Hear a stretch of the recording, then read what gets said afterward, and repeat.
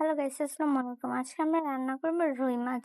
প্রথমে মাছগুলো কেটে সুন্দরভাবে ধুয়ে নিয়েছি। এরপর এর ভিতরে কিছুটা মরিচের গুঁড়ো, হলুদের গুঁড়ো ও লবণ দিয়ে ভালোভাবে মাখিয়ে নিয়েছি। তারপর একটা কড়াইতে তেল দিয়ে দিচ্ছি মাছগুলো ভাজার জন্য। মাছগুলো সুন্দরভাবে উল্টে পাল্টে ভেজে নিতে হবে, এপিস ওপিস যাতে সুন্দরভাবে ভাজা হয়। তারপর আমরা মাছগুলো ভাজা হয়ে গেলে নামিয়ে নেব। এরপরে একটা কড়াইতে তেল দিয়ে তার মধ্যে পেঁয়াজ বাটা ও আদা রসুন বাটা দিয়ে দিব। তারপরে এর মধ্যে আরো আমি অ্যাড করব হলুদের গুঁড়া, মরিচের গুঁড়া ও সামান্য কিছুটা লবণ। ভাজার মধ্যে যেহেতু লবণ দিয়েছি তাই এখানে লবণটা খুবই অল্প দেব। এরপর একটু পানি দিয়ে মশলাটা ভালো করে কষিয়ে ঝোল দিয়ে দেব। এরপরে মাছগুলো একে একে দিয়ে দেব। আগে মাছের মাথাগুলো উল্টে পাল্টে সুন্দরভাবে দিতে হবে।